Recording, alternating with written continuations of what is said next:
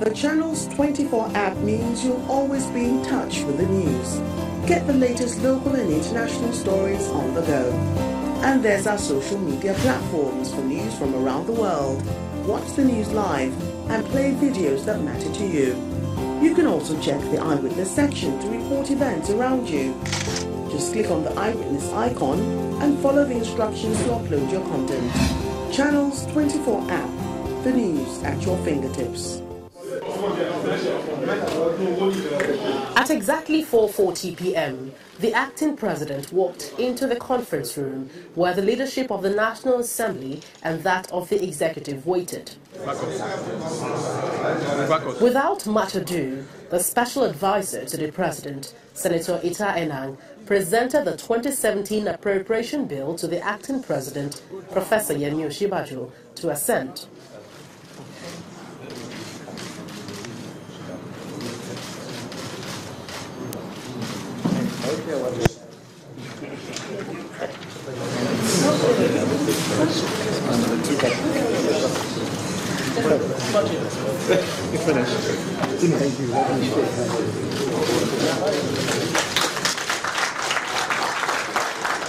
Professor Osinbajo made it clear that the signed budget at 7.441 trillion naira and a deficit of 2.36 trillion is the gateway out of the recession for the nation.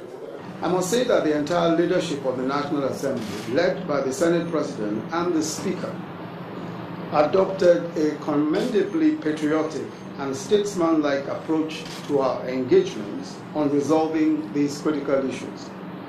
In sum, the engagements yielded acceptable results, the most important being that the leadership of the National Assembly has given us a commitment that the Assembly will reinstate budgetary allocations for all the important executive projects, such as the railway standard gauge projects, the Mambila Power Project, the second Niger Bridge, the Lagos-Ibadan Expressway, etc., which had been reduced to fund some other new projects.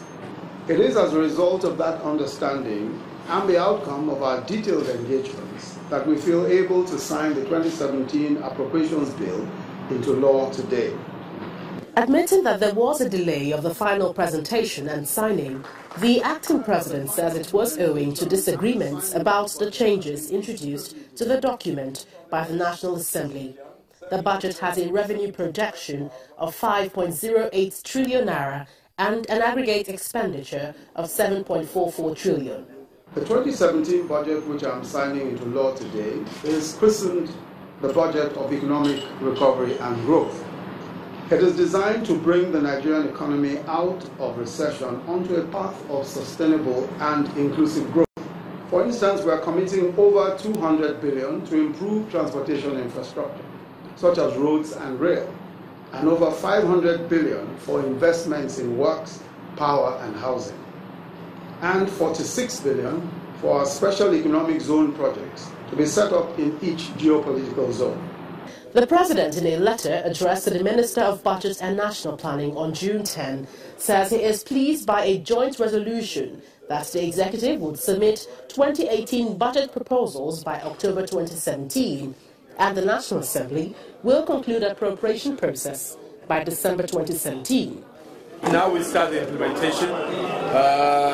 Two major things I see there as part of the recovery plan is one is that it's a budget of a capital of 2 trillion, the largest we've done so far. If we can maintain the success of 2016 and percentage of capital implementation, that is good for Nigeria. Now that the budget is in place, Nigerians expect the fiscal policy and plans of the administration to hit the ground running. Gloria Umezuke, Channels Television News.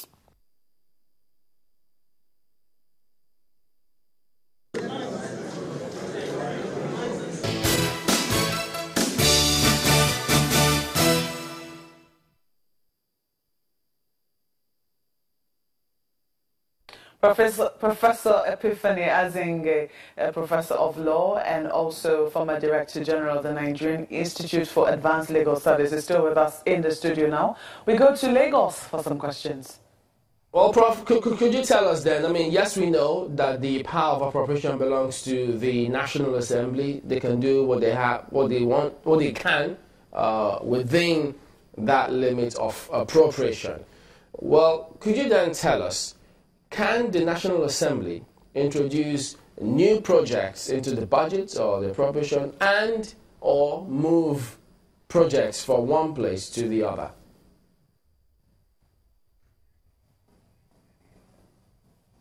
Well, the National Assembly is charged with the responsibility of making law for the peace, order, and good government.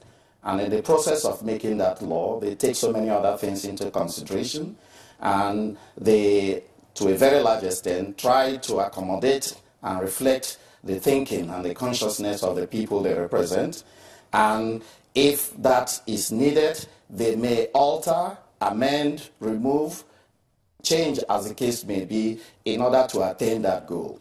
They are representing the people of Nigeria, and their constituencies have their ears to a very large extent. So if it means that something may be increased, altered, they have that power to do so. I don't think there's anything wrong with that, so far as they have it at the back of their mind that they are doing so for the good, for the public interest of this country. I think they have the right to do so. So, but there are those who will then say, if that were the case, if they can do all of that, why does the executive need to take the budget to them? So why don't they just prepare the budget, adjust or do whatever they can and return to the executive? And then, if you could also respond to this, what is the limit of the National Assembly? What limit can they exceed when it comes to the budget? Well, to a very large extent, I think that they are guided by that executive bill. It has been done in such a way that over the years and throughout all the climes and jurisdictions of the world, it is the executive that introduces the appropriation bill. Just like the executive can also introduce other executive bills to the National Assembly or to Parliament, as the case may be. But having done so, to think that this Parliament becomes circumscribed because the executive had worked out his way through the budget is what the Constitution of the Federal Republic of Nigeria, 1999, as amended, never accommodated, and up till this moment has not accommodated. So within the purview of the Constitution, we are saying that, yes, it may be slightly unreasonable for people to think that, yes, the National Assembly is becoming overbearing in the process of doing their work, but it is only for us to appeal to them to be moderate and reasonable in whatever they are doing, and if that appeal is heeded, maybe the controversy may not be this much.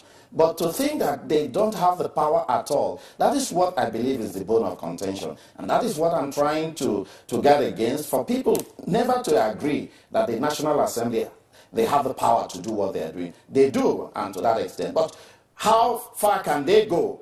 I believe that is within the bounds of reasonability. And I believe that the people in the National Assembly, that we voted to the National Assembly, are reasonable people. And we expect them to reason that way. And to that extent, we must accord them that respectability. Prof, to what extent is the governance system in Nigeria affecting budget implementation, for instance, or even appropriation in the budget?